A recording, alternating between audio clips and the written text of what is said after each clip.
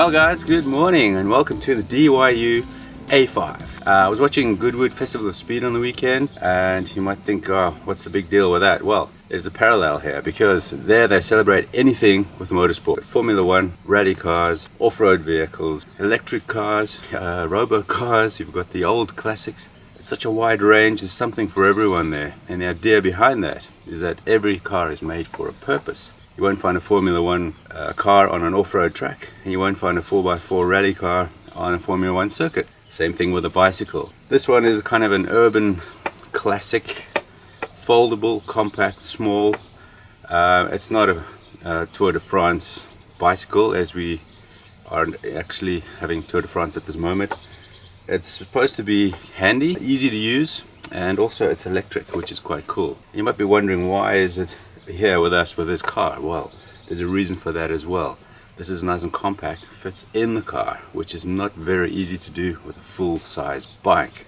I'm 6'2", by the way, and I'm about 95 to 100 kilos, is about 210 pounds. I'm on the upper end here. I think I'm just over the limit for the size of this bike, but let's see how we get on with it, because it's quite a nice balance between compact and still got all the features that you need on your electric bike. What I do like about this bike is the finishing. It's really well made. I mean, if you see this welding over here, which is pretty cool, these beads, I think they're called dropping a few dimes, very well done. All the fittings, all the things that you need to collapse the bike, very well made. All the little levers, which is quite nice. Everything works really well. It has a solid feel to it, nicely finished as well. All the steel is very nicely done. You've got small little handlebars here because you need to make a choice. How big do you want it to be, and how small do you want it to be when it's compact and fold it up. The grips are very nice in themselves. A little twist grip here for the motor. And on the motor, I've got to say, this is a more powerful motor. This is 350 watts instead of 250 watts. And you can really notice that. What is noticeable too is that it doesn't have any gears. It's just one ratio, and you think, how's that going to work on these really steep hills? But it works quite well because the motor is more powerful. Like the other bikes, it's limited to 25. What it does have that others don't is a cruise control function. If you hold the twist grip at a certain speed for about 10 seconds, and you let go, it will keep that speed. So it's kind of like a automatic cruise control, pretty cool. Tap the brake and it's off again, but it's quite handy to have when you've got those long straights on those bicycle paths, which is quite nice. Everything functions really well. It's got some really nice features on it, like a little dash display here, which is quite nice. Gives you your battery, obviously. Also gives you your speed, and it gives you an odometer, which is quite handy to know how far you've cycled. That's part of the bike already, it's already there. Brakes are good, disc brakes, same as the other ones, but these are pretty good. I mean, they grab very well. What you do need to remember, bike is quite short. You're sitting right on top of the front wheel, so your balance is a little bit different. You've got to be a little bit more aware of it, especially when going down very steep hills. Why this one? Well, this one has shock absorbers in the front and on the seat, which I shall demonstrate if I can. There you go. The seat itself doesn't have any shape, as you can see, but it's very comfortable, very soft, which is probably what you need when you're cycling to work or something, because basically these bikes are designed for that. For the commute, I would imagine. Central London, something like that. Take it on the metro, take it on the bus. Very compact, like a little suitcase size. And then when you get to the other side, you jump on this and you head to work, and then you can park it next to your desk and you won't even notice it. And that's the reason behind these things. Battery is pretty good. Haven't done a range test, but compared to the other ones, if they say 40 kilometers easily. What is noticeable is that it doesn't really use the battery when you're pedaling. It's not an assist function. It's either with a twist grip or you pedal, and you can't really do both. And I see that more as kind of like a step, an electric step, where you can just use this If you run out of battery, you can pedal, or if you want a little bit of exercise, you use the pedal as well. That's a really good feature on this thing anyway.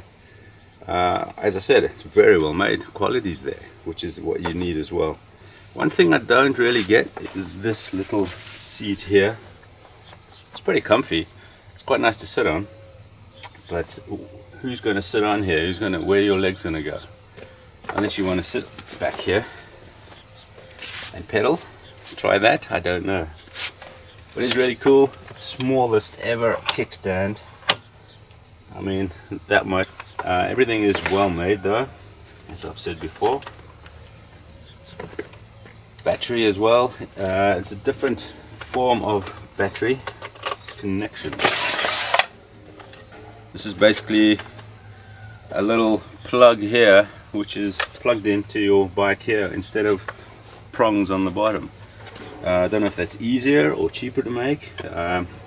Battery seems to be similar. So we do have a key here, but that key is not to operate the bicycle, not to switch on the battery.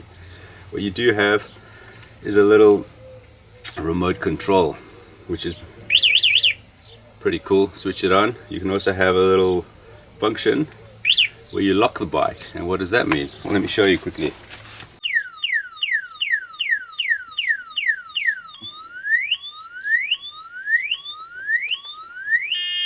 Pretty funky, don't you think? A little bit of an anti-theft device.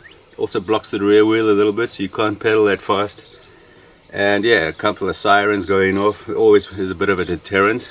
You do need this to switch the battery on and off, which is like a key. Do like the design, which is quite nice. You can have different designs. Obviously, you got the A1F as well, and the C3, a little bit different. This is quite nice. We've got nice little red accents on the tires, on the wheels. Got a nice little headlight there, little red accent there. This is very well done. Obviously you can adjust everything you need. As I said, I'm 6'2". I'm at the outer limit of the size average for this, but it seems to be okay.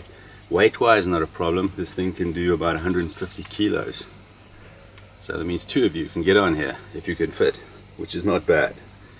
So there you have it, guys. There's the DYU A5. Pretty nice little bike. The quality is there, which is the important part. Everything works really well. Nice little details on it. It's quite a little addition to our little carpool here. And as I said, it fits in the back of the Landy easy. So if you're parked up somewhere with your roof tent, everything's deployed, you can't move the car very easily. Jump on this, head to town, get some supplies. Yeah, I want to recommend it. It's a really funky looking thing.